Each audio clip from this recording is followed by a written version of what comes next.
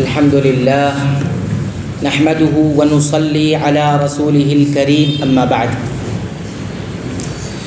جابر بن عبداللہ رضی اللہ عنہما کہتے ہیں کہ معاذ بن جبل رضی اللہ تعالی عنہ رسول اکرم صلی اللہ علیہ وسلم کے ساتھ عشاء کی نماز ادا کیا کرتے تھے۔ پھر جب وہ اپنے قوم کے پاس لوٹ کر آتے تو پھر انہیں وہ نماز پڑھایا کرتے تھے، یعنی عشاء کی نماز رسول اکرم صلی اللہ علیہ وسلم کے ساتھ پڑھنے کے بعد وہ اپنی قوم میں، اپنے محلے میں جا کر، اپنے قبیلے میں جا کر بھی پڑھایا کرتے تھے، تو یہ ان کی نفل نماز ہو جاتی اور باقی لوگوں کی وہ نماز فرض رہتی۔ پھر ایک روایت میں آیا کہ نبی کریم صلی اللہ علیہ وسلم نے حضرت معاذ بن جبل رضی اللہ تعالیٰ عنہ سے فرمایا کہ اے معاذ، تم عشاء کی نماز میں سبح اسم ربک الاعلی والشمس وضحاها واللیل اذا یغشی یہ صورتیں کیوں نہیں پڑھتے؟ یہ پڑھا کرو، کیونکہ تمہارے پیچھے بڑے ہوتے ہیں، عمر کے لحاظ سے کمزور ہوتے ہیں اور ضرورت مند لوگ ہوتے ہیں۔ یہ متفق علیہ روایت، یعنی صحیح مسلم اور صحیح بخاری دونوں کے اندر موجود ہے۔ اور ایک روایت میں یہ بات موجود ہے کہ ایک مرتبہ جب یہ اپنے محلے میں نماز پڑھانے کے لیے گئے تو عشاء کی نماز میں سورہ بقرہ شروع کر دی اور پوری سورہ بقرہ پڑھ گئے۔ تو ایک آدمی نے، ایک شخص نے شکایت کی کہ ہم جو ہے ضرورت سے اور تھکے ہوئے ہوتے ہیں اور انہوں نے ایسا کیا۔ تو نبی کریم صلی اللہ علیہ وسلم کو تنبیہ کی، ٹھیک ہے آپ اکیلے جب بھی پڑھا کیجیے، آپ کو جتنی لمبی قرات کرنی ہی کیجیے، لیکن جب آپ امام کی حیثیت سے پڑھائیں گے تو بہرحال اس چیز کا خیال رکھیے کہ درمیانی صورت پڑھا کیجیے۔ تو یہ حدیث کا مختصر سا مفہوم آپ حضرات کی خدمت میں رکھا گیا۔ اس حدیث سے چند ایک بات معلوم ہوتی ہے، وہ آپ کے سامنے ترتیب سے ہم ذکر کرتے ہیں۔ پہلی بات تو یہ معلوم ہوتی ہے کہ یہ جو صورتیں رسول اکرم صلی اللہ علیہ وسلم نے حضرت معاذ بن جبل رضی اللہ تعالیٰ عنہ کو کہا کہ یہ پڑھا کیجئے، تو اس طرح کی یہ صورت پڑھا جائے یا اس طرح کی اور آیات جو اس صورت کے برابر ہو پڑھا جائے۔ یہ رسول اکرم صلی اللہ علیہ وسلم نے مثال دے دی کہ اتنی انداز کی صورتیں آپ عشاء کی نماز میں پڑھا کرو۔ تو پہلی بات یہ ہوگی۔ دوسری بات یہ ہے کہ امام کے لیے یہ چیز بہت اچھی ہے کہ امام اپنے پیچھے جو مقتدی ہیں ان میں جو کمزور ہے، چاہے بیماری کی وجہ سے چاہے طاقت کی وجہ سے کمزور آدمی ہے، اس کا خیال رکھے اور نماز کو ہلکا کر کے پڑھائے، کمزوروں کی رعایت کرتے ہوئے اور بڑی عمر کے لوگوں کا خیال رکھتے ہوئے یا ضرورت مند کا خیال رکھتے ہوئے۔ وہ ضرورت جو انسان کو بنیادی پڑتی ہے، یعنی کہ ہر چیز کو انسان ضرورت بنا لے اپنے اور پھر وہ کہے کہ نماز چھوٹی کرو، تو یہ جائز نہیں ہو۔ وہ ضرورت جو انسان کی بنیادی ہے، جس کے بغیر ضرورت انسان آگے بڑھ نہیں سکتا۔ نمبر 3، تیسری بات اس حدیث سے ہمیں یہ معلوم ہوتی ہے کہ لوگوں کی رہنمائی کی جائے، لیکن آسانی کے ساتھ اور نرمی کے ساتھ۔ لوگوں کی رہنمائی کس طرح کی جانی چاہیے؟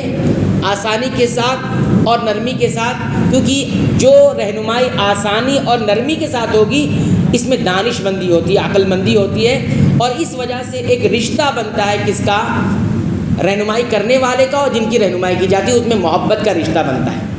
اگر ہر چیز سختی سے رہنمائی کی جائے اور سخت رویے سے رہنمائی کی جائے تو رہنمائی تو ہو جائے گی، لیکن محبت کا جو رشتہ ہوتا ہے وہ پیدا نہیں ہو پائے گا۔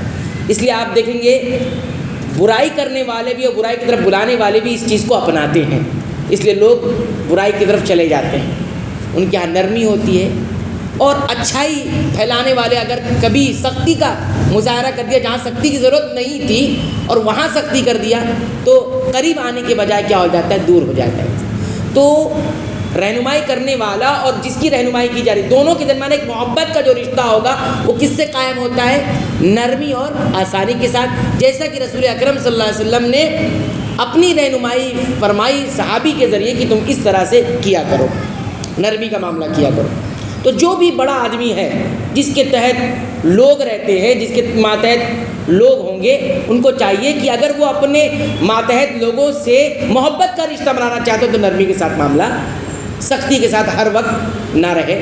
تو اس سے کیا ہوگا؟ ایک محبت اس کے دل میں بیٹھے گی، جس کی وجہ سے اس کا اور اس کے درمیان جو رشتہ ہوتا ہے وہ محبت کا پیدا ہو۔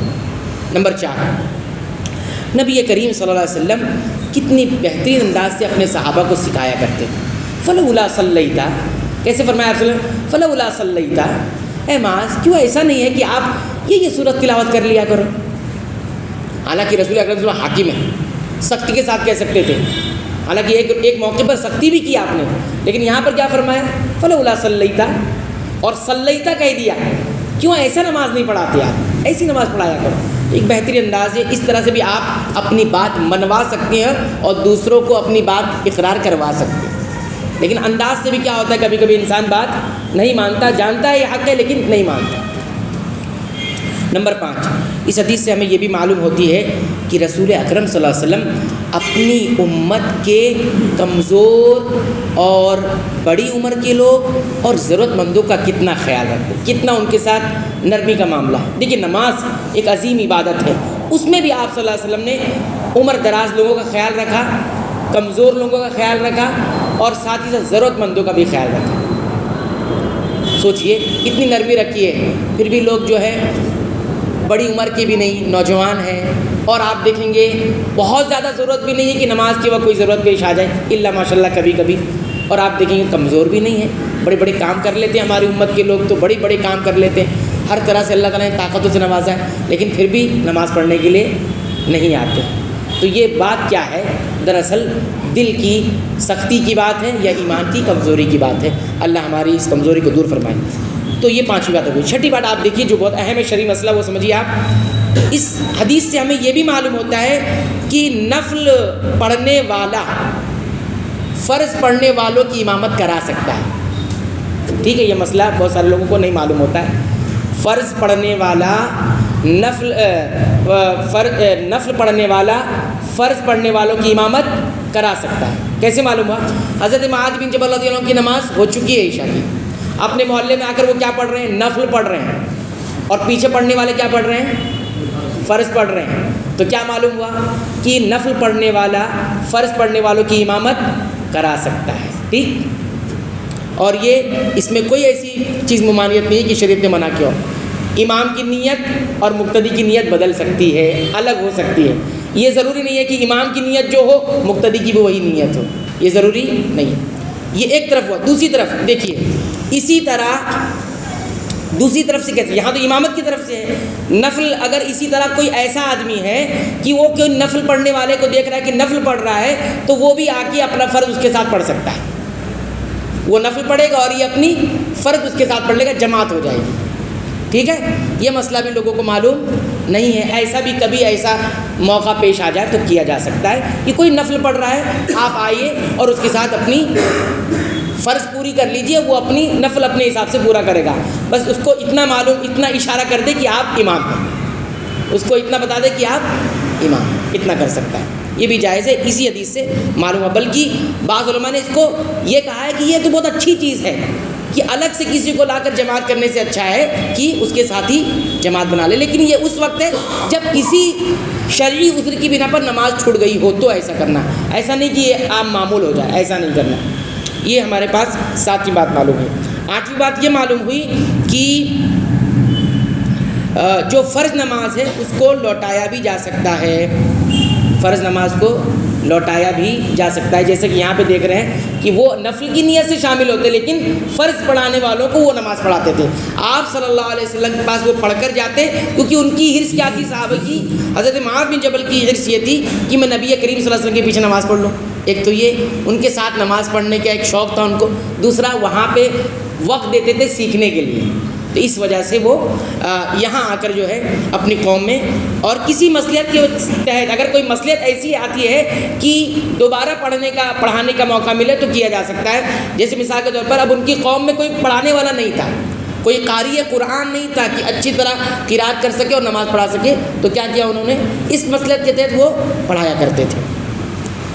اس کے بعد دیکھیے 9ویں بات اس حدیث سے یہ بھی معلوم ہوتی ہے کہ رسول اکرم صلی اللہ علیہ وسلم کے سکھانے کا ایک بہترین انداز یہ بھی ہوتا تھا کہ آپ صلی اللہ علیہ وسلم جب کسی چیز کا حکم دیتے تو اس کے پیچھے جو ریزن ہے، جو وجہ ہے، جو علت ہے، وہ بھی بیان کرتے تھے۔ یہ بھی ایک بہت بڑی تعلیم اور سکھانے کی بہت اچھا طریقہ ہے کہ آپ کسی کو کوئی حکم دے رہے ہو تو وجہ بھی بیان کرو تاکہ اس کے دل میں اطمینان ہو جائے کہ مجھے اس وجہ سے یہ حکم دیا جا رہا ہے۔ آپ صلی اللہ علیہ وسلم کیا کہا؟ ہلکی کرو، تو اتنا کہہ دیا ہلکی کرو تو مان لیتے صحابی، اس میں بتانے کی ضرورت نہیں تھی، لیکن آپ نے کیا کہا؟ اس لیے ہلکی کرنے کے لیے کہہ رہا ہوں کہ آپ کے پیچھے کون ہے؟ بڑی عمر کے لوگ ہیں. آپ کے پیچھے کون ہے؟ کمزور لوگ ہیں. آپ کے پیچھے کون ہے؟ ضرورت مند. اور آج کے شہروں کی زندگی میں آپ دیکھیں گے کہ زیادہ تر مقامی لوگ نہیں آتے. یہ تو گاؤں میں ہوتا ہے، گاؤں دیہات میں کہ اکثر اطراف کے لوگ ہی آ جاتے ہیں. لیکن شہروں کی زندگی میں آپ دیکھیں گے ہر کسی کا کام ادھر ادھر ہے. ہر ایک آدمی ایک جیسا نہیں ہوتا، سب کا کام الگ ہے. تو اس میں اور بھی خیال رکھنا چاہیے، اور الحمدللہ اس کا خیال بھی رکھا جاتا ہے. تو یہ 9ویں بات ہوتی ہے. 10ویں بات اس حدیث سے ہمیں یہ بھی معلوم ہوتی ہے کہ جو امام مقرر کر دیا گیا ہے اس کا انتظار بھی کرنا چاہیے. اگر وہ کسی وجہ سے لیٹ ہو جا رہا ہے تو کبھی کبھی اس کا انتظار بھی کرنا چاہیے، جیسا کہ اس کی قوم اول وقت میں نہ پڑھ کر ان کا انتظار کیا کرتی تھی. ان کا انتظار کیا کرتی تھی، لیٹ آتے تھے، وہ وہاں اول وقت میں پڑھ لیتے اور پھر بعد میں اپنی قوم کو نماز پڑھاتے تھے. تو جو مقرر امام ہے اس کا انتظار بھی کرنا چاہیے. یہ نبی کریم صلی اللہ علیہ وسلم کی اس حدیث سے ہمیں معلوم ہوا. اور ان کی نماز جو ہوتی تھی نبی کریم صلی اللہ علیہ وسلم کے ساتھ، وہ بہرحال جتنی ہوتی تھی اور وہ اس میں وقت بھی لگتا تھا، آنے جانے میں اور وہاں رکنے میں وقت لگتا تھا. اتنی دیر تک سارے مصلی جو ہوتے تھے اس امام کا انتظار کیا کرتے تھے. اور آخری چیز یہ ہے کہ عشاء کی نماز میں انسان کو یعنی امام کو خاص طور پر کون سی قرات ہونی چاہیے؟ درمیانی ہونی چاہیے. بہت لمبی نہیں، بہت کم نہیں، کیونکہ سبب رسول اکرم نے حکم دیا کہ ہلکی پڑھایا کرو. تو یہ وجہ ہی تھا کہ یہ نماز لمبی نہیں ہونا چاہیے. ایسا وقت ہے اس میں کام بھی ہوتا ہے لوگوں کو، اور دوسرا آرام کا بھی تھکا انسان ہوتا ہے، اس کی وجہ سے بھی یہ چیز کی گئی ہے. بہرحال اتنی باتیں معلوم ہے. اللہ سے دعا کرتے ہیں رب العالمین تو ہمیں ان باتوں کو یاد رکھنے کی توفیق عطا فرما اور سنتوں کے مطابق اپنی عبادتوں کو انجام دینے کی توفیق عطا فرما. اے اللہ تو ہمیں بخش دے، ہمارے والدین کو بخش دے، تمام مسلمانوں کو، مومنوں کو، اہل توحید کو بخش دے. آمین.